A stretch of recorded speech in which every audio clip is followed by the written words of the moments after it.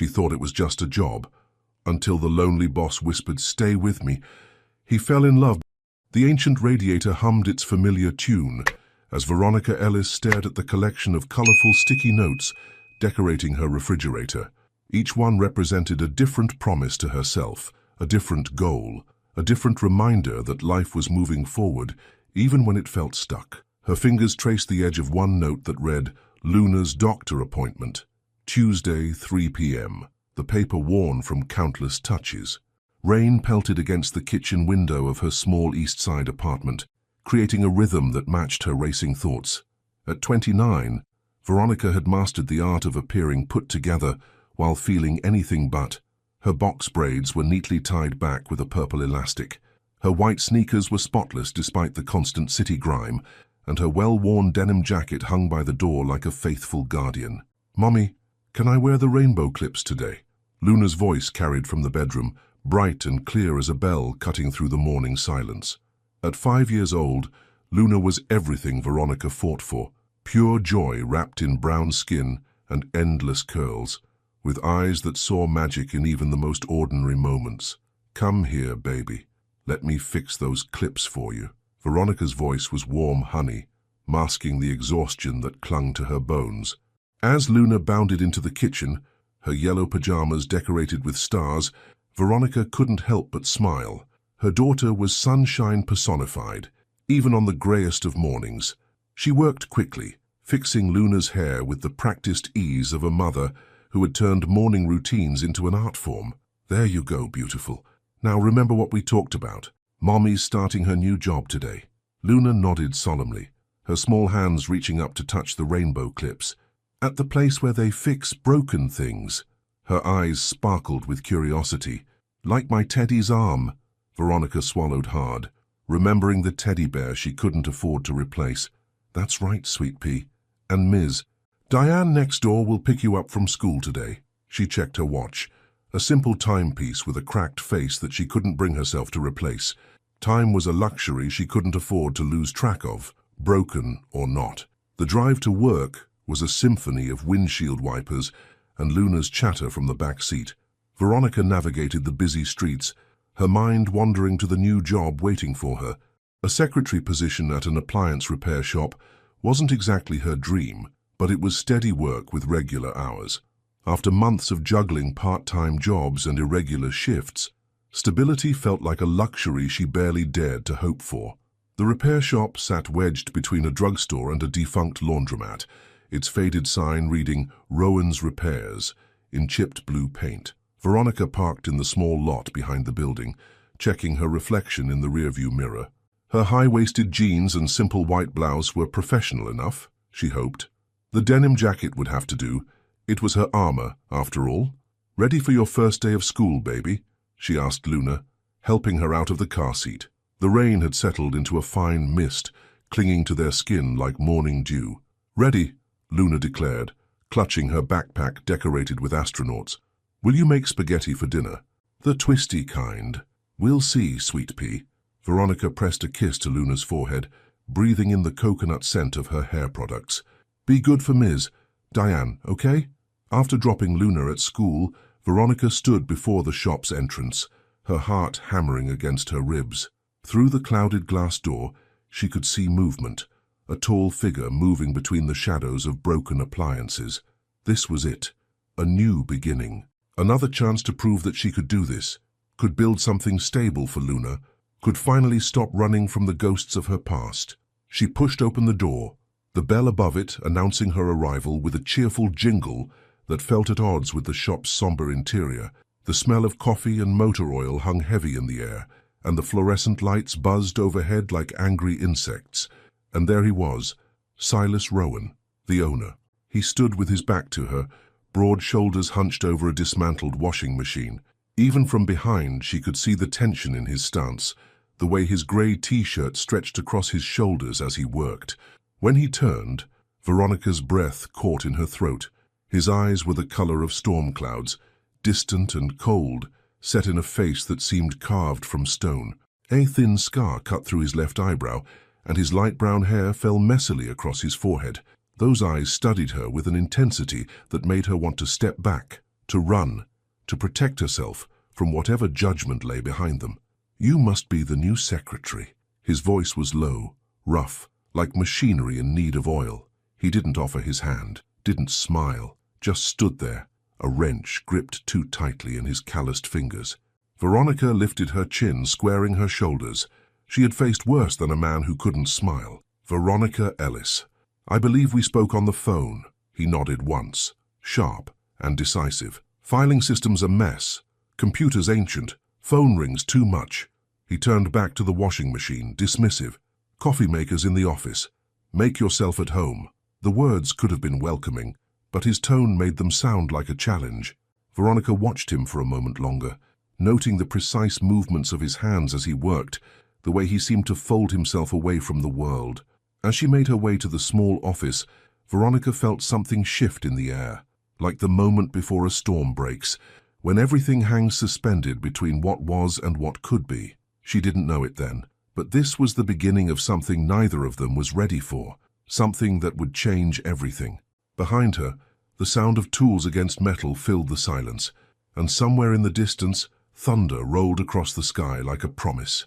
The first week at Rowan's Repairs felt like navigating a minefield blindfolded. Veronica discovered quickly that Silas's filing system consisted of scattered papers sorted by some incomprehensible logic that only made sense in his mind. Customer receipts mixed with warranty cards, repair manuals blended with supply orders, all stuffed into drawers with labels that had long since faded into illegibility. On her third morning, armed with color-coded folders and determination, Veronica decided to tackle the chaos. The radio hummed softly in the background, playing old soul music that reminded her of Sunday mornings with her grandmother. She was deep in concentration, sorting through a particularly daunting stack of papers, when Silas's shadow fell across her desk. "What are you doing?" His voice was sharp, almost accusatory. When she looked up, his jaw was set in a hard line. Those storm cloud eyes focused on the neat piles she'd created. "Organizing," Veronica replied, refusing to be intimidated. "Unless you prefer searching through random drawers every time someone calls about their warranty. I had a system." He ran a hand through his already messy hair, leaving a streak of grease across his forehead. "Everything was where I needed it to be." "Really?" She held up a crumpled invoice from 3 years ago. "Is this where it needs to be? Mixed in with last week's orders?" Their eyes met in a silent battle of wills.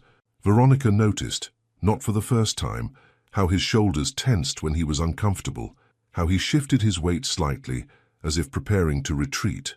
There was something almost vulnerable about it, though she quickly pushed that thought aside. "Fine," he finally muttered, turning away. "Just leave the repair manuals alone. Those stay where they are." It was as close to permission as she was likely to get. Veronica watched him stalk back to the workshop, his movements stiff with displeasure. She couldn't help but notice how his grey t-shirt clung to his broad back, or the way his hands, despite their size, handled tools with surprising gentleness. The morning passed in a blur of paper cuts and fresh folders.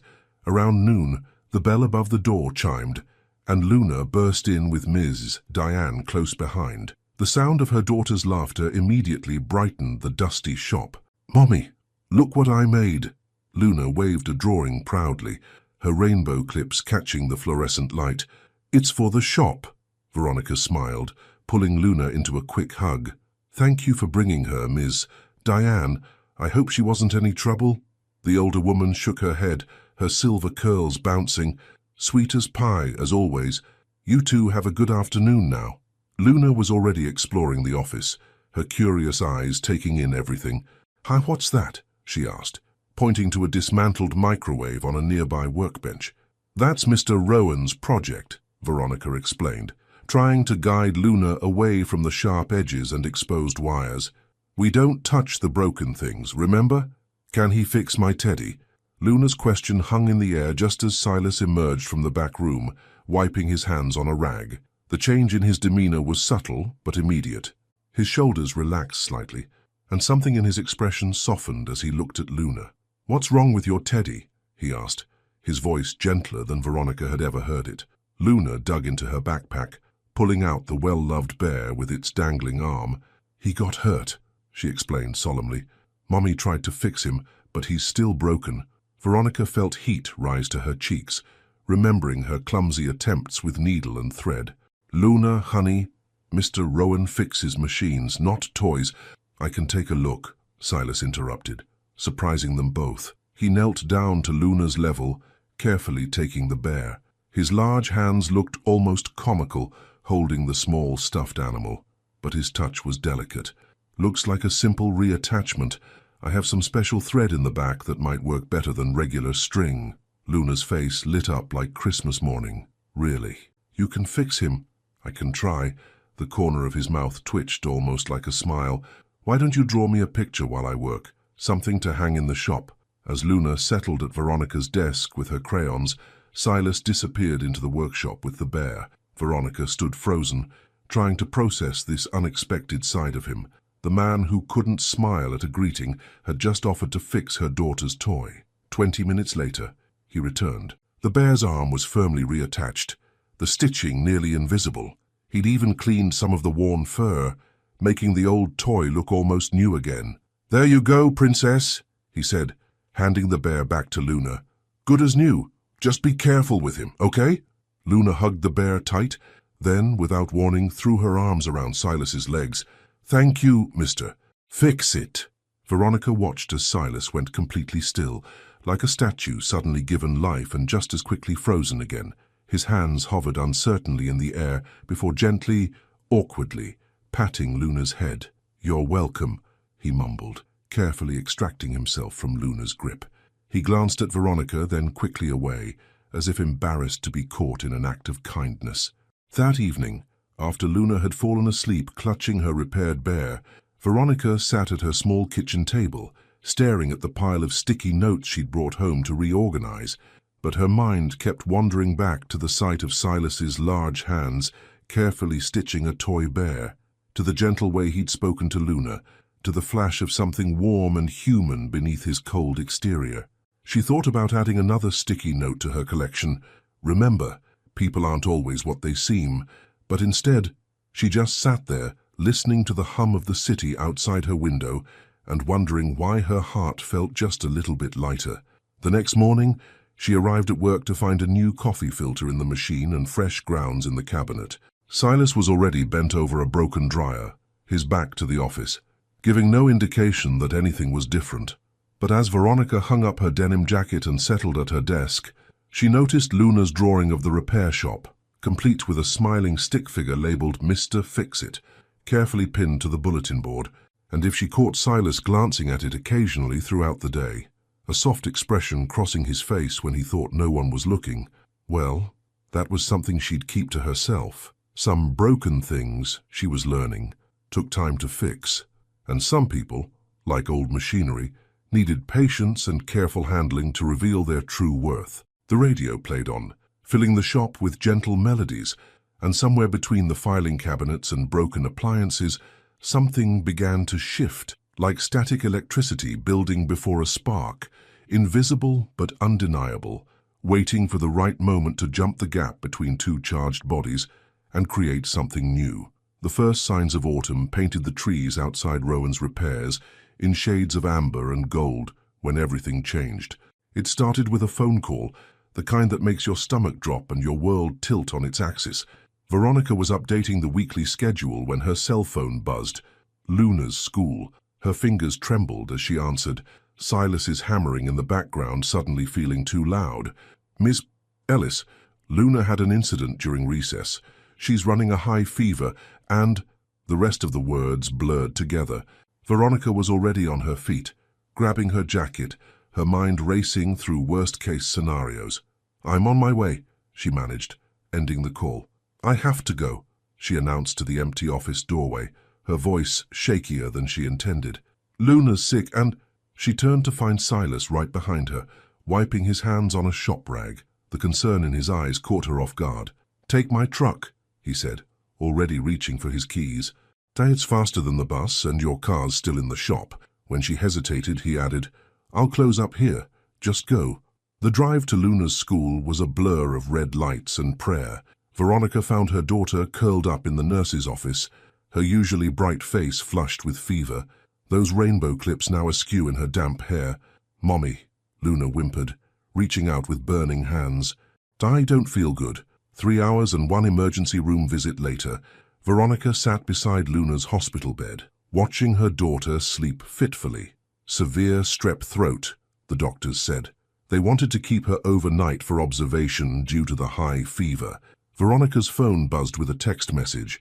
"Silas, everything okay?" Such a simple question, but it made her throat tight. She typed back, "At the hospital. Luna's sick. They're keeping her overnight." The 3 dots appeared, disappeared, appeared again. Finally, "Which hospital?" She sent him the details without thinking too much about why he was asking. An hour later, a nurse appeared with a paper bag. "The gentleman in the waiting room asked me to give you this," she said with a kind smile. Inside, Veronica found a worn paperback book of children's stories, a small stuffed elephant wearing scrubs, and, her heart squeezed, a container of still warm soup from the deli down the street from the shop. At the bottom of the bag was a sticky note in surprisingly neat handwriting. "Kids like stories when they're sick. The elephant knows all about hospitals. Soup's for you. S." Veronica sank back in her chair, the simple kindness of it making her eyes burn. She thought about Silas sitting in his truck, probably wondering if he'd overstepped, if the gesture was too much or not enough. When Luna woke up, feverish and scared, the elephant made her smile. The stories gave her something to focus on besides the IV in her small arm. And the soup. Veronica couldn't remember the last time someone had thought to feed her when she was taking care of everyone else. Morning brought improvement in Luna's condition, and a text from Silas. "Shop's handled. Take the time you need." But it was what she found when they finally returned home that broke something open inside her. Her apartment had been tidied, not intrusively, just the basics. The dishes were done, the trash taken out, and the sticky notes on her fridge had been carefully reorganized. A new pack of Luna's favorite apple juice boxes sat on the counter, along with children's Tylenol and a fresh box of popsicles in the freezer. On the coffee table, she found her spare key with another sticky note. "Hope this was okay. Didn't want you coming home to chaos. Keys back where you hid it under the fake plant needs work. S." Veronica sat on her couch, Luna drowsing against her side, and let herself cry for the first time since the phone call. Not from fear or exhaustion, though both still lingered, but from something else. Something that felt like coming home to find someone had left a light on for you. The next morning, she left Luna with Miss Diane and drove to the shop in Silas's truck, which she'd had for 2 days now. She found him elbow deep in a dishwasher's guts, his shoulders tense as if expecting rejection. "Hey," she said softly. He didn't turn around. "Hey." A pause. "Luna better?" "Much. The fever broke last night." She stepped closer, watching his hands work with mechanical precision. "Silas, the juice boxes were on sale," he interrupted quickly. "And I remember my mum reading to me when I was sick, so I thought—" He stopped, swallowed. "If I overstepped—" "Thank you," Veronica cut in, her voice firm but gentle. "For everything. The soup, the book, all of it." His hands stilled on the dishwasher. "Yeah, well," he shrugged, still not looking at her. "Kids shouldn't be sick in hospitals alone." The unspoken words hung between them. No one should be alone. Veronica moved to her desk, settling into the familiar routine of the shop, but something had shifted, like a gear finally clicking into place.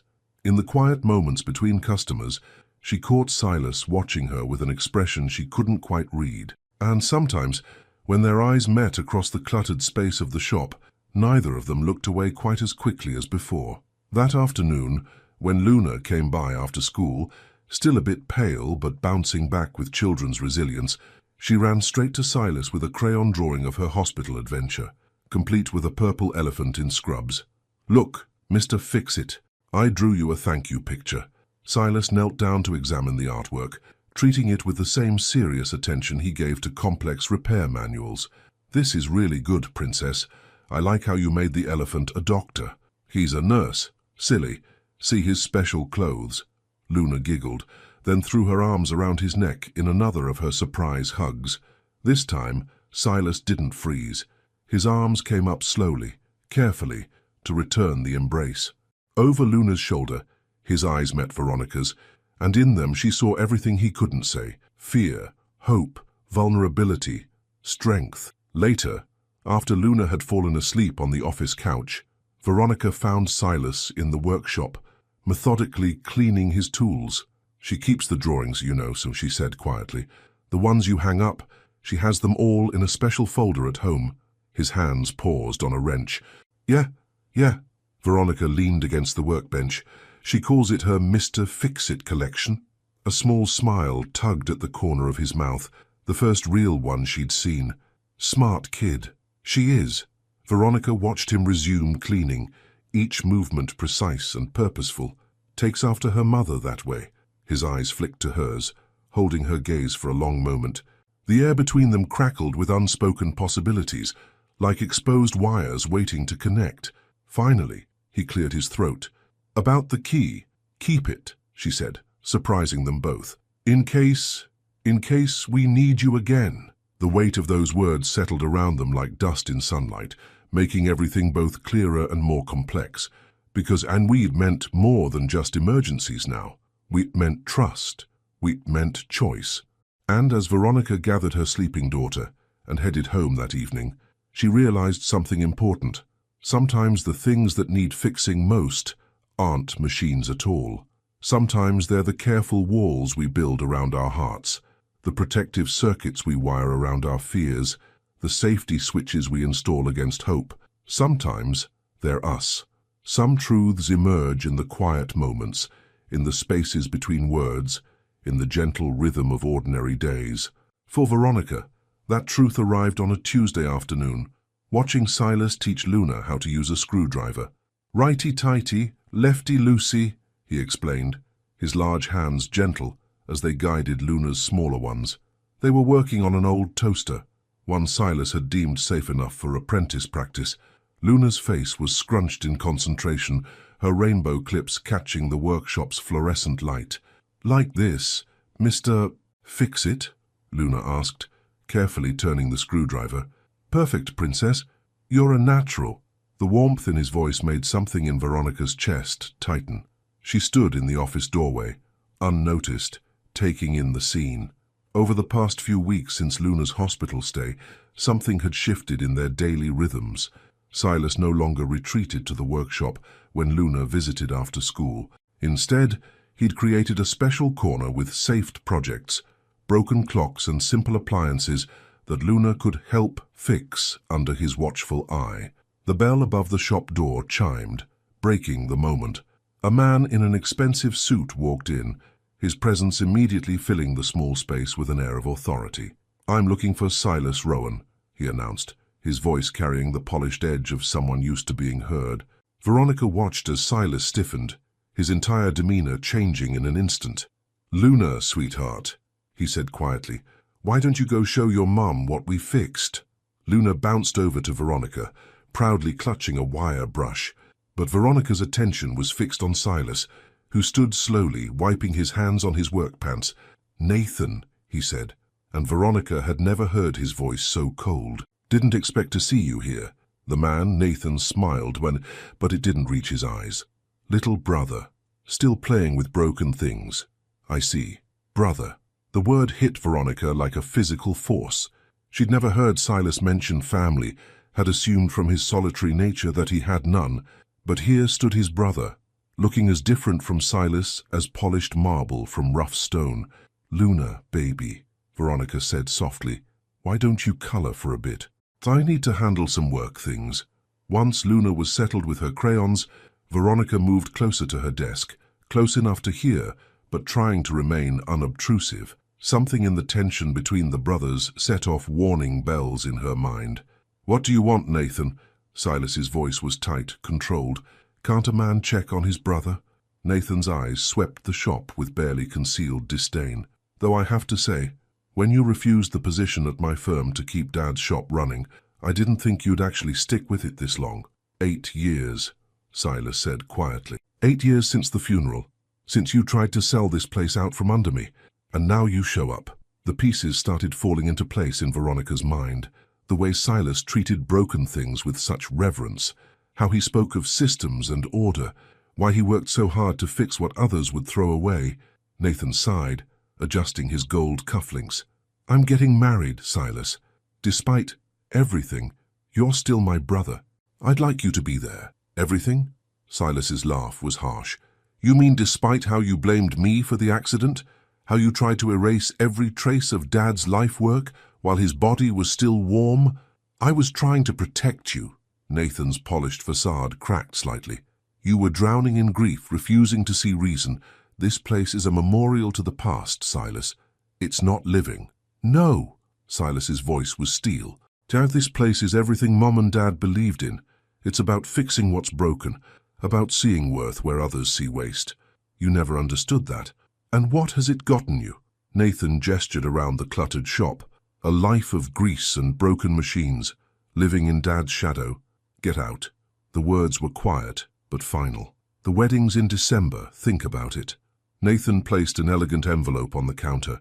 How do you know where to find me? After he left, silence filled the shop like smoke. Veronica watched as Silas stood motionless, his hands clenched at his sides, shoulders rigid with tension. Without thinking, she moved toward him. Silas, don't. His voice was raw. Please. But she couldn't stop herself. She touched his arm gently, feeling the tremors running through his body. You're shaking. He tried to pull away, but her grip tightened. Silas, look at me. When he finally met her eyes, the pain there stole her breath. He's wrong, she said firmly. About all of it, this place, what you do, it matters. Does it? His voice cracked. Sometimes I think he's right. I'm just stuck here with broken things because I don't know how to let go. No, Veronica's voice was fierce. You stay because you see value where others don't. You understand that broken doesn't mean worthless. She gestured to Luna, still coloring peacefully. You fixed her bear when I couldn't. You make her feel safe and special. She swallowed hard. You fixed things in our lives we didn't even know were broken. Something shifted in his eyes then, like clouds parting after a storm. His hand came up to cover hers where it still rested on his arm. Veronica, Mr. Fix-It. Luna's voice cut through the moment. Look what I drew. She came running over with her latest masterpiece, a picture of 3 figures holding hands outside what was clearly meant to be the repair shop. It's us, our family. Veronica felt Silas's sharp intake of breath, saw the way his eyes widened at Luna's innocent declaration. Family, such a simple word, but it held the weight of universes. It's beautiful, Princess, he managed, his voice rough with emotion. Perfect timing, too. I think we all needed to see that right now. Later, after Luna had gone home with Miss Diane, Veronica found Silas in the workshop, methodically taking apart an old radio. She watched him work for a moment, understanding now why he found peace in the precise movements, the logical progression of disassembly and repair. Stay for dinner, she said softly. Luna's been asking to make her special esquetti for you. He looked up, vulnerability and hope warring in his expression. I don't want to impose. You're not. She stepped closer, brave in the fading light. You're never imposing. You're just fitting, like a part that was always meant to be there. That evening, watching Silas help Luna measure pasta and stir sauce, listening to their gentle banter and shared laughter, Veronica realized something profound. Sometimes the most important repairs happen not with tools and parts, but with patience and love, with the slow, steady work of hearts, learning to trust again. And sometimes, the most beautiful things are built from broken pieces, carefully gathered and lovingly reassembled into something new, something stronger, something whole. October painted the city in shades of amber and rust, and with the changing leaves came change at Rowan's repairs. Small things at first, shared lunches in the workshop, lingering glances across crowded spaces, fingers brushing during tool handoffs. But it was the larger changes that scared Veronica most, the way her heart jumped when Silas smiled, how Luna had started setting 3 places at dinner without being asked, the growing collection of his tools in her kitchen drawer, just in case. The morning everything shifted began like any other. Veronica was sorting through the month's invoices when the shop's door chimed. She looked up, expecting a customer, only to freeze at the sight of a familiar face that haunted her nightmares. Well, drawled Marcus Turner, Luna's father, looking exactly as he had 3 years ago when she'd finally found the courage to leave. "Isn't this cozy?" Veronica's hands gripped the edge of her desk and her knuckles white. "How did you find me?" He smiled, that same charming smile that had once hidden so much cruelty. "Come on, V. You really think I wouldn't track down my own daughter eventually? Heard through the grapevine you were working here. You need to leave." Her voice shook slightly, but she forced herself to stand. "You lost any right to Luna when you—" "When I what?" His voice hardened. "When I tried to teach you both some discipline. When I— Everything okay out here?" Silas's deep voice cut through the tension as he emerged from the workshop, wiping his hands on a rag. His eyes took in the scene quickly. Veronica's rigid posture, the stranger's aggressive stance. Marcus turned, sizing up Silas with a practiced eye. "Just having a conversation with my girl here. Family business." "I'm not your girl," Veronica said firmly, drawing strength from Silas's presence. "And you're not family, not anymore. That's not your call to make." Marcus took a step forward. "Luna's my daughter, and I have rights—" "Take another step."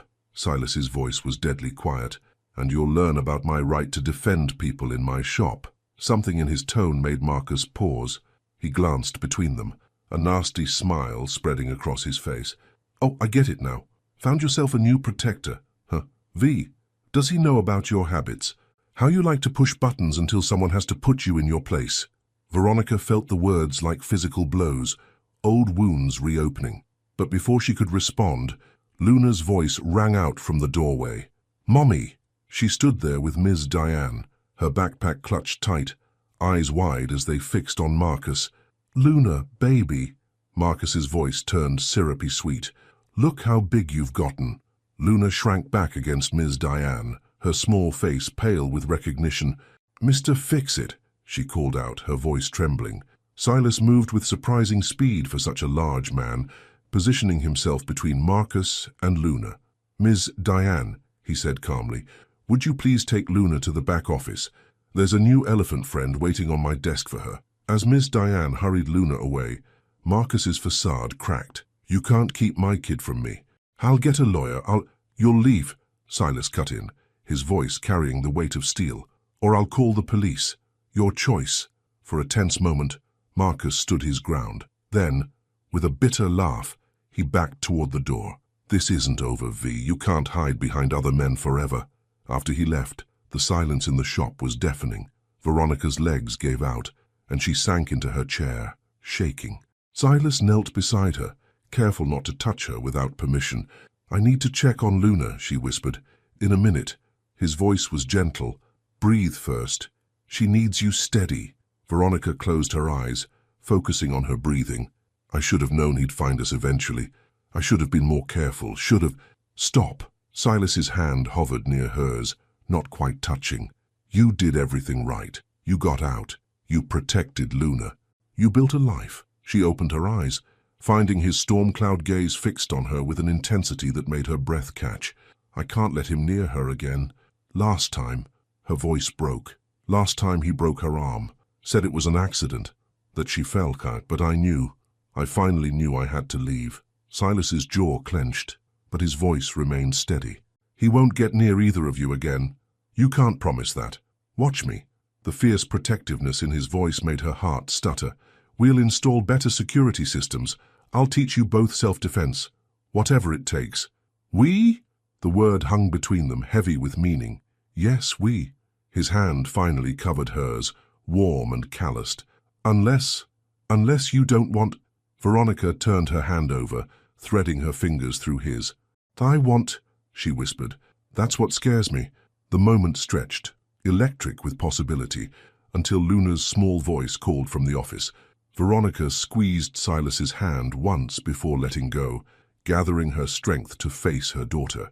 They found Luna curled up in Silas's office chair, clutching both her old elephant and the new one he'd mentioned. Her eyes were red-rimmed but dry. "Hey, sweet pea," Veronica said softly, kneeling beside the chair. "He can't take me away, right?" Luna's voice was small. "I don't want to go with him. I want to stay with you and Mr. Fix-It." Veronica's heart cracked at the fear in her daughter's voice. "No one's taking you anywhere, baby." I promise. We won't let that happen, Princess. Silas's deep voice was sure and steady. You're safe here. Luna looked between them, her young face serious. Can we go home now? All of us. The question hung in the air, weighted with childhood simplicity and adult complexity. Veronica met Silas's eyes over Luna's head, saw her own longing and fear reflected there. Yes, he said simply, surprising them both. Let me close up the shop. That evening, as Luna finally drifted off to sleep between them on the couch, Veronica felt Silas's arm settle carefully around her shoulders. She leaned into his warmth, allowing herself this moment of peace. I'm not good at this, he murmured into her hair. Relationships, feelings. I break things more often than I fix them. Good thing I've got some experience with broken things, she whispered back, and someone taught me they're worth fixing. His arm tightened around her, and in the quiet of her small apartment, surrounded by sticky notes and children's drawings, Veronica felt something shift into place. Like the final piece of a long-broken machine, clicking home at last.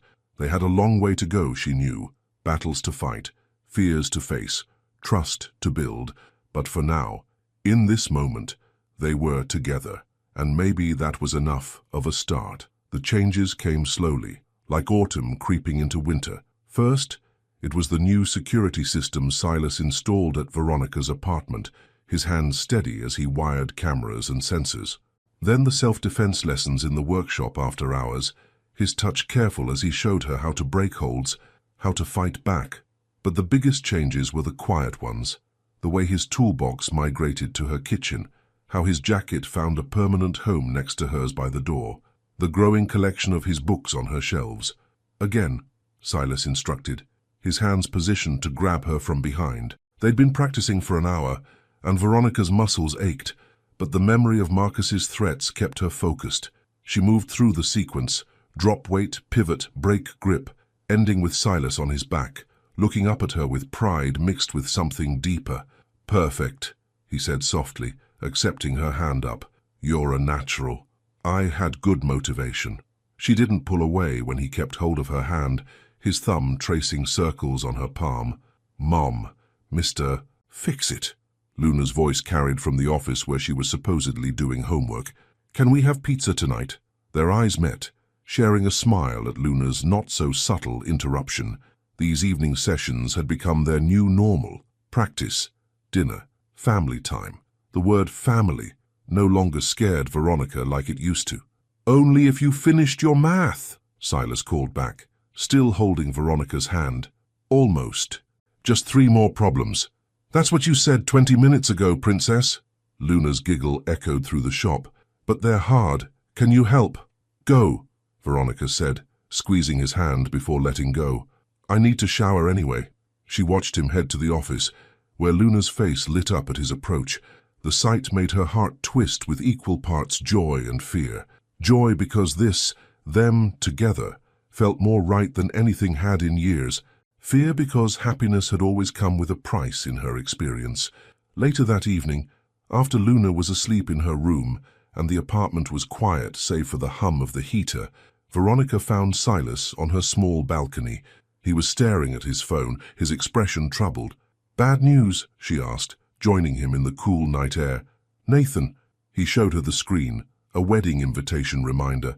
He's been calling, wants to know if I'm coming. Veronica leaned against the railing, studying his profile in the city's glow. Are you? I don't know. He ran a hand through his hair, a gesture she'd come to recognize as uncertainty. Part of me wants to show him I'm not what he thinks, the failure who couldn't let go, but another part is afraid of giving him the power to hurt you again, she finished softly. His eyes met hers, understanding flowing between them. Yeah, you know what I think. She moved closer, drawn to his warmth. I think you're not the same person he left behind, and maybe he isn't either. Silas's arm slipped around her waist, natural as breathing now. When did you get so wise? Probably around the time I learned that running from the past doesn't fix it. She rested her head against his shoulder. Faz, sometimes you have to face it to heal it, like you did with Marcus. That was different. She tensed slightly. He's dangerous, and we're ready for him. Silas's voice carried absolute conviction. The cameras, The alarms, the training. He won't catch us off guard again. Us, she echoed, the word still new enough to make her heart skip. When did that happen? His laugh rumbled through his chest. Probably somewhere between Luna's spelling tests and your color-coded filing system. Hey, that system works. It does, he admitted, turning to face her fully. Just like everything else you've fixed in my life. The weight of his words hung in the air between them. Veronica looked up at him, at this man who had somehow become essential to her world. Silas, I love you, he said simply, as if stating an undeniable fact. You and Luna. I know it's fast and complicated, and there's still so much we need to figure out, but she kissed him. It wasn't their first kiss that had happened days ago, soft and tentative in the workshop, but it was different. This kiss carried certainty, promise, future. When they broke apart, his eyes were wide with wonder. Was that a shut up kiss or a me too kiss? Both, she laughed, then sobered. I love you too. And it terrifies me how much. He pressed his forehead to hers.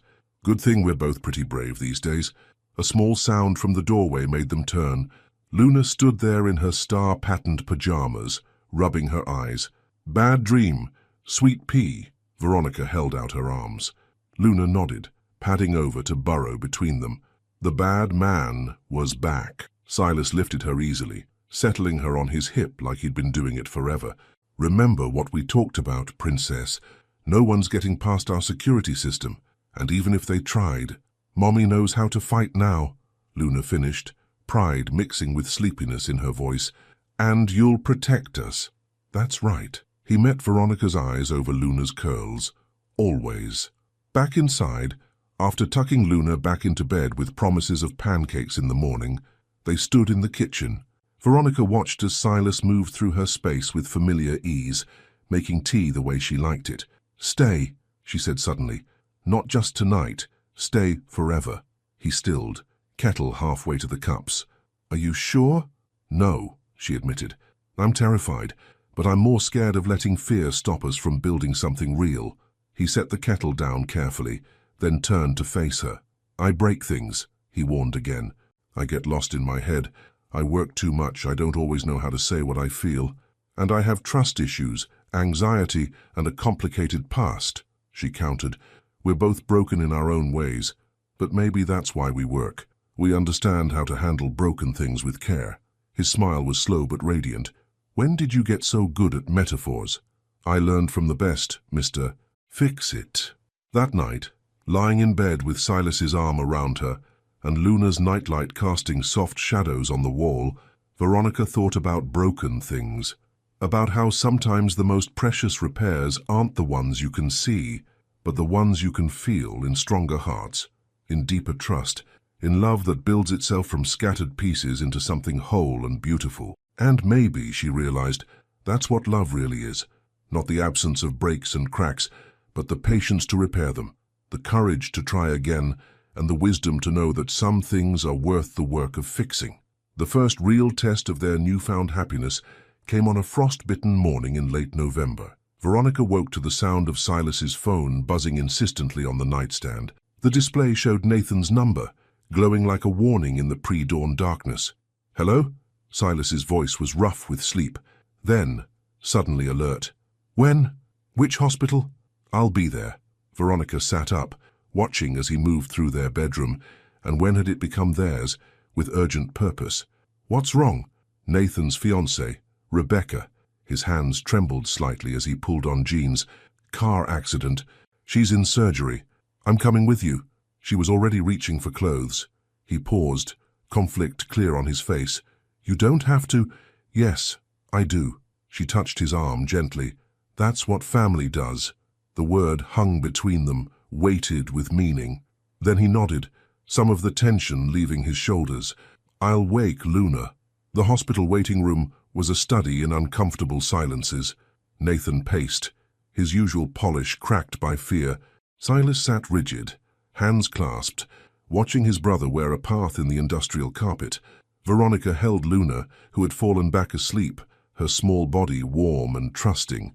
You didn't have to come, Nathan said finally, stopping his pacing to look at his brother. Yes, I did. Silas's voice was quiet but firm. Whatever's between us, she's family too. Nathan's face crumpled, years of practiced distance falling away. I can't lose her, Si. I can't. And then Silas was up, crossing the space between them in 2 strides, pulling his brother into a rough embrace.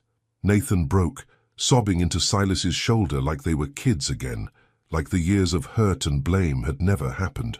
Veronica watched, tears in her own eyes, as something long broken began to heal. Hours later, when Rebecca was out of surgery and stable, they sat in the hospital cafeteria. Luna was fully awake now, coloring with crayons Nathan had bought from the gift shop. She called me, Nathan said softly, staring into his untouched coffee. Rebecca, right before she said she was coming to the shop, wanted to meet you, try to fix things before the wedding. He laughed bitterly. She's always trying to fix things. Says she learned it from reading about Dad's shop. Silas's hand found Veronica's under the table, squeezing tight. She sounds like someone who'd fit right in with us broken people. You're not, Nathan started, then stopped, really looking at his brother. Maybe that's what I never understood. About the shop, about you staying. Some things are worth fixing. Some things fix themselves, Silas replied, if you give them time and space to heal. The moment was interrupted by Luna tugging on Nathan's sleeve. Are you Mr. Fix-It's brother? Nathan blinked, thrown by the innocent question. Yes, I am. Then you're my uncle. Her declaration was simple, absolute. I never had an uncle before. Want to see my drawing? As Luna explained her artwork to an increasingly emotional Nathan, Veronica leaned into Silas's side. You okay? Getting there. He pressed a kiss to her temple. Thank you for being here. Always, she promised. But life rarely gives you time to process one emotional earthquake before sending another. They returned home that evening to find their apartment door slightly ajar, the new security system disabled. Silas immediately pushed Luna behind him. Stay in the hall, he ordered, voice tight with controlled fear. No, Veronica said firmly, pulling out her phone. We call the police, together. Inside, the damage was methodical, personal. Sticky notes torn down, family photos smashed, Luna's drawings shredded. On the kitchen table sat a single white rose, Marcus's signature move from their past. Luna's small gasp broke Veronica's heart. He hurt our home. No, baby. Veronica knelt, gathering her daughter close. He tried to scare us, but we're not scared anymore, are we? No, Luna said firmly, though her lip trembled. We're brave now, and we have Mr. Fix-It. Silas was already on the phone with the police, his free hand running over the disabled security panel. His face was thunderous, but his voice stayed steady as he reported the break-in. Later, after the police had come and gone, after Luna was asleep in their bed because her room felt too exposed, Veronica found Silas in the kitchen. He was methodically rehanging sticky notes, smoothing each one with careful fingers. This is my fault, he said without turning around. I should have installed better sensors, should have... Stop. She wrapped her arms around him from behind, feeling the tension in his body. This is Marcus's fault. Only his. He touched your lives. Silas's voice cracked. He violated your space, your safety. Our space, she corrected gently. Our safety, and we'll rebuild it. Together. He turned in her arms, his face raw with emotion. I want to kill him. I know. She touched his cheek. But that's not who you are. You're the man who fixes things, who builds things, who makes spaces safe. That's why we love you. His forehead dropped to hers. I can't lose you. Either of you. You won't. She kissed him softly. We're stronger than his fear now. All of us. A small sound made them look up. Luna stood in the doorway, clutching her repaired teddy bear. I can't sleep. The bad man might come back. Silas moved first, scooping her up. Want to help us fix the kitchen, Princess? We can make hot chocolate and hang up new drawings. Luna's face brightened. Can I use the special tape this time? The extra sticky kind, he promised. Nothing's going to tear down our art again. As they worked, hanging drawings, rebuilding their wall of memories, creating new sticky note messages of love and hope, Veronica watched her little family. They were bruised but not broken, shaken but not shattered. Each piece they put back strengthened their bonds. Each moment of rebuilding brought them closer. Later, curled together in bed with Luna between them, Veronica whispered into the darkness, "We should move." Silas's hand found hers over Luna's sleeping form. "I have a thought about that. The apartment above the shop. It's bigger, more secure, and it's already wired for a serious security system. Above the shop, she could picture it. Morning walks downstairs to work, family lunches in the workshop, evenings spent together without long commutes. Only if you want," he added quickly. "I know it's a big step, and after tonight, yes," she cut him off, "yes to all of it. To moving, to building a home together, to facing whatever comes next as a family." His smile in the darkness was like sunrise. "Yeah, I love you, both of you, so much it scares me sometimes." "Good thing we're experts at handling scary things now," she whispered back, and in the quiet of their temporary sanctuary, plans for a future began to take shape, one built not on fear of what might break, but on faith in their ability to fix whatever life threw at them, together. Moving day brought December's first snow, fat flakes drifting past the shop's windows, as Veronica, Silas and Luna carried boxes up the narrow stairs to their new apartment. The space above Rowan's repairs had sat empty for years, gathering dust and memories, but now it hummed with new life and possibility. "Look, Mommy." Luna pressed her face against a window, breath fogging the glass. "So we can see the whole street from here." The apartment was larger than their old one, with high ceilings and wooden floors that creaked stories of decades past. Silas had spent weeks renovating it. New paint, updated fixtures, reinforced doors, and a security system that would make Fort Knox envious. But it was the little touches that made Veronica's heart catch. The reading nook he'd built in Luna's room, complete with twinkling lights. The expanded kitchen with space for family meals. The wall he'd specially prepared for their growing collection of drawings and sticky notes. "Last box," Silas announced, setting down a crate marked Workshop Treasures. Luna's special collection of safe parts and tools that Silas had given her over the months. His hair was dusted with snowflakes, cheeks red from the cold and exertion. "Good," Veronica said, crossing to brush the snow from his shoulders, "because someone promised us hot chocolate with extra marshmallows once we finished." Extra marshmallows," Luna corrected seriously, abandoning her window watching to join them. "And can we put up the Christmas tree today, please?" Silas caught Veronica's eye over Luna's head, his expression soft. They'd bought the tree together last weekend, their first as a family, and it had been sitting in the shop below, waiting for this moment. "I think that's a perfect moving day activity," he said, scooping Luna up in a practiced motion that made her giggle. "But first, hot chocolate and lunch. Growing mechanics need fuel." As Silas and Luna headed to the kitchen, already debating optimal marshmallow-to-cocoa ratios, Veronica stood for a moment in what would be their living room. Boxes surrounded her, each containing pieces of their separate lives now merging into one. The thought should have terrified her, this commitment, this permanence, but instead she felt oddly peaceful. The calm lasted until she began unpacking a box of photos. Between Luna's school pictures and recent family snapshots, she found a new white rose, its presence like ice in her veins. "Silas," she called, her voice steady despite her racing heart. He must have heard something in her tone, because he appeared instantly, Luna trailing behind him with concerned eyes. When he saw the rose, his face hardened. "He was in our old apartment again," Veronica said quietly. "So I must have left this in a box before we moved everything." Silas took the rose, his hands gentle despite the rage she could see building in his eyes. "Luna, sweetheart, why don't you go start setting up your reading nook? Mom and I need to talk for a minute." Once Luna was out of earshot, Silas pulled out his phone. "I'm calling the police again. This makes 3 incidents in 2 weeks."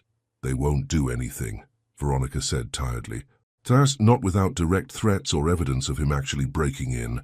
She wrapped her arms around herself, hating how Marcus could still make her feel small. "He's too smart for that." "Then we'll be smarter." Silas's voice was steel wrapped in velvet. "Nathan knows people. Lawyers, private investigators, and Rebecca's out of the hospital next week. She used to work as a victim's advocate. She wants to help." The mention of Rebecca brought a small smile to Veronica's face. Nathan's fiancée had proven to be a force of nature, even from her hospital bed. She'd immediately adopted Luna as her niece, started planning family dinners once all this nonsense is sorted out, and begun compiling resources for their case against Marcus. It's strange, Veronica mused, moving to the window where snow continued to fall. A few months ago I was so alone in this fight. Now you have an army, Silas finished, coming to stand behind her, his arms wrapped around her waist, solid and secure. And we're not letting him win. A crash from Luna's room shattered the moment. They rushed in to find her standing amid scattered books, face pale.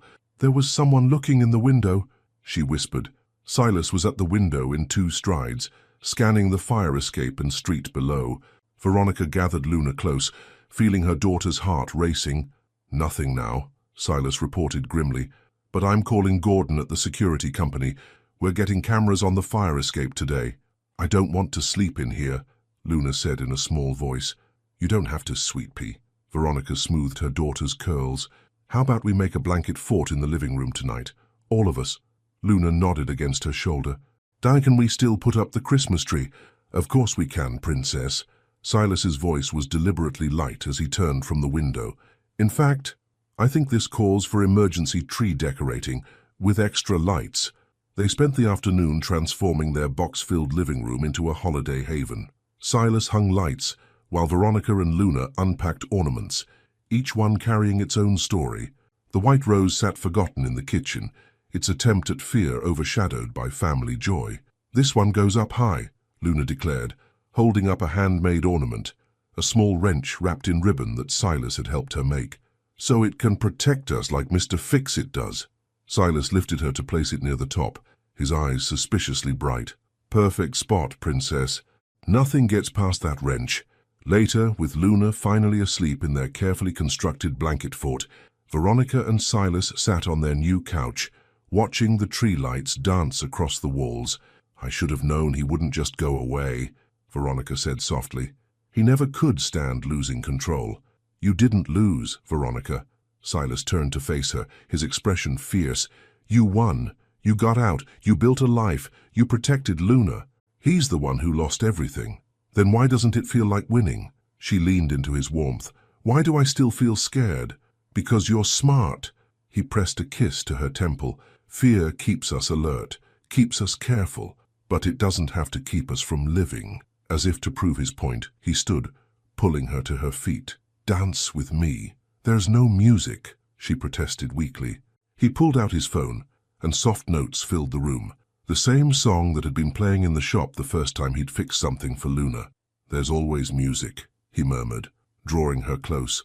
Sometimes we just have to listen harder. They swayed together in the Christmas lights' glow, their shadows merging on the walls. Outside, snow continued to fall, covering the city in clean, white possibility. And if somewhere in that city, Marcus plotted and planned, for this moment at least, he couldn't touch them. Because some things, Veronica realized, were stronger than fear. Some things, like love and family and the courage to build something new, could withstand any storm. They just had to hold on tight, trust in their foundation, and remember that together they could fix whatever broke. The week before Christmas brought ice storms and unwelcome revelations. Veronica sat in Nathan's downtown law office, staring at the documents spread across his mahogany desk, while Rebecca held her hand, and Silas paced behind her chair. He's filing for custody. Veronica's voice sounded distant to her own ears. He can't. He has no right. He doesn't, Rebecca assured her, squeezing her hand. The documentation of abuse, the police reports, the restraining order, they're all in your favor. He's just trying to scare you. But he's got a lawyer, Silas growled, his footsteps heavy on the plush carpet. He's got money now. Where did he even get— That's the other thing, Nathan interrupted, sliding another document across the desk. We did some digging. He's been working for Howard Industrial. The name hit Veronica like a physical blow. Howard Industrial, the company that had tried to buy out Rowan's Repairs years ago, that had wanted to demolish the whole block for luxury apartments. The company Silas's father had fought against until his dying day. That's not a coincidence, Silas said, finally stopping his pacing. They've been trying to get this property for years. Now suddenly Luna's father shows up, working for them. They're using him, Nathan agreed grimly. Probably promised him money and resources for the custody battle in exchange for making your lives difficult enough to sell. Veronica felt sick, the thought of Marcus using Luna as a pawn in some corporate game. What do? We fight, Rebecca said firmly. Her recovery from the accident had only strengthened her determination to help. I've called in favors from my old advocacy networks.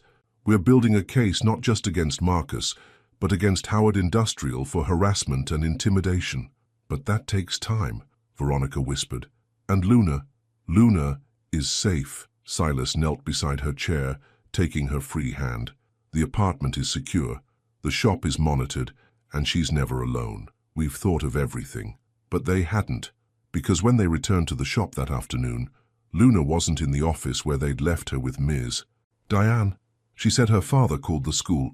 Ms. Diane explained tearfully, said there was a family emergency and that he had permission to pick her up. I didn't know. She seemed to know him. The next hours were a blur of police reports and frantic calls. Veronica moved on autopilot, her heart frozen in her chest as she answered questions, provided descriptions, watched Silas's face grow darker with each passing minute. The call came just as dusk was falling. Marcus's voice, smooth as poison. She's fine, V. Just spending some quality time with her real family. Where is she? Veronica gripped the phone so hard her fingers ached. Silas pressed close, his ear to the other side of the phone. Marcus, please. The old warehouse district, he said casually. You remember, where we used to talk about opening that garage together, before you got too good for our dreams. Which building? Silas demanded. Marcus laughed. Oh, the new boyfriend. Listen, tough guy. This is between me and my family, but if V wants to see her daughter... There was a pause, and Luna's voice called out faintly in the background. Better hurry. Howard's demolition crews start early tomorrow morning. The line went dead. Call the police, Rebecca ordered, already pulling out her own phone. I'm calling my contact at the DA's office. No time. Silas was already moving, grabbing his keys. That area's huge. By the time they organize a search... I know which building, Veronica said quietly. Everyone turned to look at her. It was his big dream, this abandoned repair shop. He used to talk about fixing it up, making it ours. Before... She swallowed hard. Before I saw who he really was. I'm coming with you. Nathan stepped forward. No. Silas's voice was firm. Stay here with Rebecca.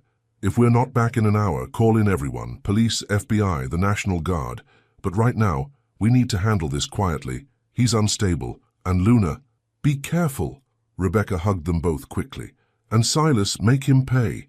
The drive to the warehouse district was tense with unspoken fears. Veronica stared out at the icy streets, remembering another night years ago when she'd fled through these same streets with Luna bundled against her chest. We'll get her back, Silas promised, his knuckles white on the steering wheel. I know. And she did know, with a certainty that surprised her, because this time she wasn't running alone. The old repair shop loomed ahead, its broken windows dark against the twilight sky. A single light burned inside, casting long shadows through the shattered glass. Remember your training, Silas murmured as they approached the side door. Whatever happens, I'm not afraid. Veronica realized it was true. Not anymore. They moved through the building silently, following the sound of voices. Luna's laugh echoed suddenly, her fake laugh, the one she used when she was scared but trying to be brave. And once the mean people are gone, Marcus was saying, we can fix this place up, make it ours. Would you like that, princess? Only Mr. Fix-It calls me princess. Luna's voice was small but defiant. They found them in what must have been the main workshop. Marcus sat in a pool of lamplight, Luna beside him on a broken desk. He was showing her something. Blueprints, Veronica realized. Howard Industrial's plans for the area. Let her go, Marcus. Veronica stepped into the light, Silas a solid presence beside her. Marcus smiled, but his eyes were cold. Family reunion. How nice. He pulled Luna closer. Show them the plans, baby. Show them our future. I want to go home, Luna whispered. You are home. Marcus's voice shifted, that familiar edge of rage creeping in. This is what a real father provides. Opportunities, future, success. Not some rundown shop and a real father. Silas's voice cut through the tension like a blade. Doesn't hurt his child to hurt her mother. Stay out of this. Marcus stood, pushing Luna behind him. You're not her father. You're nothing but a replacement, a stand-in, Luna bolted, ducking under his arm and running straight for Silas. Marcus lunged for her, but Veronica was faster. All those hours of training kicked in as she moved, blocking his grab, redirecting his momentum. He stumbled, caught himself, and charged with a roar of rage. What followed was chaos. Veronica fought with a clarity she'd never known, each move precise and purposeful. When Marcus pulled a knife, Silas joined the dance, the two of them working in perfect synchronization to keep Luna safe behind them. It's over, Marcus, Veronica panted, backing him toward the wall. The police are coming. Howard Industrial can't protect you from kidnapping charges. It's never over, he snarled, slashing wildly. You're mine. Both of you are mine. No, Luna's voice rang out clear and strong. We're not. We're a family. Me, Mommy, and Mr. Fix-It, and you can't break us. Something in Marcus snapped. He charged forward, knife raised, and met Silas's fist with a sickening crunch. He went down hard, knife skittering across the floor, blood pouring from his nose. The sound of sirens filled the air. Perfect timing, Silas muttered, keeping a foot firmly on Marcus's chest, while Veronica gathered Luna in her arms.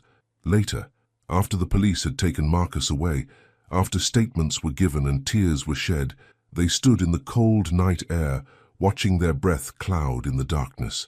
I wasn't scared, Luna announced proudly. Though she hadn't let go of either of them since the rescue. I knew you'd come, both of you. Silas knelt before her, his face serious. You were so brave, Princess. But next time someone says they're from school, I know. She hugged him tight. Only trust the secret password and kick them in the shins. Despite everything, Veronica found herself laughing. Here, in the aftermath of her worst fear, she felt strangely light, free. Let's go home, she said softly. Home, to their apartment above the shop, to their Christmas tree and blanket forts, to their family, not broken, not beaten, but stronger for having faced the storm together. As they drove through the quiet streets, Luna dozed between them, secure in the knowledge that she was safe, she was loved, she was protected. And if her parents held hands a little tighter over her sleeping form, well, some things were worth holding on to with all your strength. Christmas Eve draped the city in fresh snow, turning Rowan's repairs into a scene from a winter fairy tale. Warm light spilled from the shop's windows, where a closed-for-family celebration sign hung beside Luna's newest artwork, a drawing of their entire extended family, complete with Uncle Nathan and Aunt Rebecca. Upstairs in their apartment, Veronica stood before the mirror, adjusting her dress, a deep burgundy that made her skin glow. The past week had been a whirlwind of legal meetings and court appearances, but tonight was different. Tonight was about family, about celebration, about new beginnings. Mommy, Luna burst into the bedroom, twirling in her new party dress. Uncle Nathan and Aunt Rebecca are here. And Aunt Rebecca brought more presents. More? Veronica laughed, smoothing Luna's curls. There won't be any room left under the tree. That's okay. Mr. Fix-It says we can build a bigger tree stand. Luna's eyes sparkled with mischief. Is it time yet? Can we do it now? Almost sweet pea. Veronica's heart fluttered. Go help Aunt Rebecca with the desserts. I'll be right down. In the living room, she found Silas standing by the Christmas tree, looking uncharacteristically nervous in his dark blue dress shirt. The formal clothes couldn't hide the essence of him, the capable hands, the quiet strength, the heart that had enough room to fix both machines and broken people. Ready? She asked softly. He turned, his eyes warming as he took her in. You look beautiful. You clean up pretty well yourself, Mr. Fix-It. She straightened his collar, letting her hands linger, having second thoughts. About this, never. He caught her hands, pressing a kiss to her palms. About letting Nathan plan the party. Maybe. As if on cue, Nathan's voice carried up from the shop below. If you two don't get down here, we're starting without you. The shop had been transformed. Tables lined the walls, laden with food. Fairy lights twinkled among the tools and machinery. Rebecca, her arm finally free of its cast, was arranging desserts while Luna helped by sneaking cookies. Nathan stood by the main workbench which had been cleared and decorated for the occasion. Finally! Rebecca hurried over to hug them both. Luna's been about to burst with the secret. It's not a secret anymore, Luna announced proudly. Everyone knows Mr. Fix-It is going to be my real daddy tonight. Luna, 4 adult voices chorused, but she just giggled. What? It's true. The judge said so yesterday. Just have to sign the papers and have a party. Silas knelt before her, his eyes suspiciously bright. That's right, princess. But you know this doesn't change anything about who you are, or how much I already love you. I know. She touched his cheek solemnly. You've been my daddy in here, she pointed to her heart, for a long time. This just makes it official. The adoption ceremony was simple but profound. The judge, a kindly woman who had overseen Marcus's case, made the short drive despite the snow. She spoke briefly about the meaning of family, about choices and love and the bonds that matter most. When it came time for the formal questions, Luna couldn't contain herself. Yes, she burst out, before the judge even finished asking if she wanted Silas to be her legal father. 100 million times yes. Later, after the papers were signed and the judge had gone, after countless hugs and photos and tears of joy, the party truly began. Music filled the shop, classic rock mixed with Christmas carols, because some traditions couldn't be broken. Rebecca and Nathan danced between the workbenches, their upcoming wedding rings catching the fairy lights. Luna flitted between guests, proudly showing off her new official family photos. Veronica found Silas in their usual quiet corner by the main workbench. He was holding a small wrapped package, turning it over in his hands. Something else for Luna? She asked, leaning into his side. No, for you. He handed her the package, uncharacteristically hesitant. I've been trying to find the right moment. She unwrapped it carefully to find a small velvet box. Inside was a ring, not a traditional diamond, but a unique design of interconnected gears in silver and gold, with tiny crystals caught between the mechanisms. I made it, he said quietly, from parts of the first machine we fixed together. I know it's not conventional, but it's perfect, she whispered, tears threatening. I had this whole speech planned, he continued, taking the ring out with slightly shaking hands, about how you and Luna rebuilt my world piece by piece, about how love isn't just about the shiny new moments, but about maintaining and repairing and choosing each other every day, about how some things are worth the work of fixing, worth the time it takes to heal. Yes, she said, before he could go on. He blinked. I haven't asked yet. Ask me anyway. He slid to one knee, holding up the ring. Veronica Ellis, will you— Yes! Luna's voice rang out as she crashed into them both, having apparently been watching from behind a nearby cabinet. Say yes, Mummy! Make us official!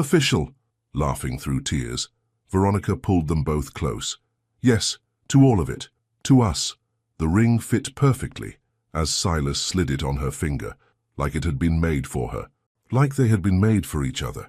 I have something for you too, she said, once they'd all stood up and Luna had run off to announce the news to Nathan and Rebecca. She pulled out a small package of her own, a bundle of sticky notes tied with ribbon. Silas unwrapped them curiously. Each note contained a memory, a moment, a promise for the future. The last one simply read, I choose you, every day. For all the days, you know, he said, voice rough with emotion. For a man who fixes things for a living, I never thought I'd be fixed myself. Never thought I needed to be, until you showed me what being whole really means. Around them, the party continued. Music and laughter, family and joy. Outside, snow fell softly, covering the city in possibilities. And in their corner of the world, in their shop full of broken things made whole again, they held each other close. Because sometimes the best repairs aren't about fixing what's broken, but about building something new from the pieces. Sometimes love isn't about being perfect, but about being perfectly matched. Gear to gear, heart to heart, soul to soul. And sometimes, in a small repair shop on a snowy Christmas Eve, miracles happen. Not the grand, dramatic kind, but the quiet miracles of found family, of healing hearts, of love that builds and fixes and chooses every single day. Time for the group photo, Luna called, already arranging everyone by the Christmas tree they'd set up in the shop's front window. As they gathered together, Nathan and Rebecca, Luna between them, Silas's arm warm around her waist. Veronica touched her new ring and smiled. Some things didn't need fixing. Some things were exactly as they should be, perfect in their imperfection, stronger for having been broken, complete. 1 year later, spring sunshine filtered through the newly cleaned windows of Rowan's Repairs, catching on the fresh paint and updated sign that now read, Rowan and Family Repairs. Inside, not much had changed. Tools still lined the walls. The radio still played classic rock, and the scent of coffee and motor oil still hung in the air. But there were new touches. Fresh flowers on the counter, children's drawings professionally framed on the walls, and photos of a wedding that had taken place right here in the shop 6 months ago. "Mom," Luna's voice carried down from their apartment above. "Dad says the washing machine is making funny noises again." Veronica smiled, setting down her paperwork. At 8 years old, Luna had appointed herself the shop's official repair coordinator, taking her role as both daughter and apprentice very seriously. "Tell your father if he didn't try to fix it at midnight while everyone was sleeping, maybe it wouldn't complain so much," she called back. Silas appeared in the stairway, looking sheepish. In my defense, the baby was already awake. Ah, yes, the baby. Little Nathan James Rowan, just 3 months old, had his father's eyes and his mother's determination to fix things, though so far that mostly meant grabbing tools and putting them in his mouth. "Uncle Nathan and Aunt Rebecca are bringing Rosie over for a playdate," Luna announced, bouncing down the stairs. Her box braids, now decorated with silver gear-shaped beads that Silas had made her, swung with her movement. "Can we show them the new workshop?" The new workshop was Luna's pride and joy. A small, safe space Silas had set up where she could teach her 4-month-old cousin the basics of repair work. So far, Rosie seemed more interested in napping on the special cushioned work mattee, but Luna remained optimistic. "After lunch," Veronica promised, "and after you finish your homework." "Already done." Luna produced her math worksheet with a flourish. "Dad checked it this morning. He says I'm a natural with numbers, just like Grandpa was." The mention of Silas's father no longer brought sadness to his eyes. Instead, he smiled, ruffling Luna's hair as he passed. "Dad would have loved teaching you all his tricks, though he might have been surprised by your improvements to his filing system. Color coding is more efficient," Luna declared, with all the certainty of a child raised in a repair shop. "And the sticky notes help everyone remember where things go." The bell above the door chimed as Nathan and Rebecca entered, little Rosie bundled against the spring breeze. The sight of them still amazed Veronica sometimes. Nathan in casual clothes, his corporate suits long abandoned, for the comfort of a man who now spent weekends helping his brother teach repair classes to neighborhood kids. "There's my favorite niece." Nathan swept Luna up in a hug while Rebecca handed Rosie to her eager cousin. "I'm your only niece, Uncle Nathan," Luna giggled, an old joke between them. "Not for long," Rebecca said with a meaningful smile, her hand resting on her stomach. The announcement sparked a celebration of hugs and tears, with Luna immediately beginning plans for teaching another cousin the ways of the repair shop. Later that evening, after family dinner and repair lessons, after Nathan and Rebecca had gone home with a sleeping Rosie, after Luna had finally agreed to go to bed, but only if she could keep her new wrench under her pillow, Veronica and Silas stood in their living room. Little Nathan dozed in his father's arms while Veronica sorted through the day's sticky notes, now a mix of repair schedules, family reminders, and Luna's increasingly technical drawings. "Happy?" Silas asked softly, coming to stand behind her. Veronica leaned back against him, feeling the solid warmth of his chest, the gentle rise and fall of his breathing. Through the open window came the sounds of their city, their home, their life together. "More than happy," she murmured. "Complete." He pressed a kiss to her temple, careful not to disturb the sleeping baby. "Even with the washing machine acting up." She turned in his arms, smiling up at him. "Especially with the washing machine acting up, because now we know everything that breaks can be fixed. Together." "Together," he agreed. And in that word was everything they'd built, everything they'd become, everything they looked forward to being. Later still, in the quiet of their bedroom, Veronica added a new sticky note to their wall of memories. It joined hundreds of others, moments captured in bright colors and careful handwriting, a tapestry of their life together. This one read simply, Some things don't need fixing. Some things are perfectly imperfect, exactly as they are, like us. And in the gentle night, as her family slept around her, Veronica thought about broken things and fixed things, about endings and beginnings, about love that rebuilds and repairs and chooses every single day. They were all fixers now in their own ways. Luna with her careful diagrams and color-coded systems, Silas with his gentle hands and patient heart, little Nathan with his determined grip on any tool within reach, and Veronica herself, who had learned that sometimes the bravest thing you can do is let yourself be fixed, let yourself be loved, let yourself be whole. The washing machine hummed its off-key song below, a lullaby of imperfection. Tomorrow they would fix it, together, adding another small repair to their growing history of healing. But for now, in this moment, everything was exactly as it should be, perfectly imperfect, completely complete, forever fixed in love. The end. If you were Veronica, what would have been the most challenging moment for you? Trusting your heart to love again after past trauma, allowing Silas to become Luna's father figure, or facing Marcus in the final confrontation. Each choice represents a different kind of bravery: emotional vulnerability, letting go of control, or physical courage. Imagine yourself in her shoes, with a young daughter to protect and a heart learning to trust again. Which moment would have tested your strength the most? Your participation in the channel is very important. Please leave your opinion in the comments. Thank you so much for watching until the end. If you enjoyed this story, don't forget to subscribe to the channel. Leave a like and comment your thoughts. Your participation is very important to us. See you next time.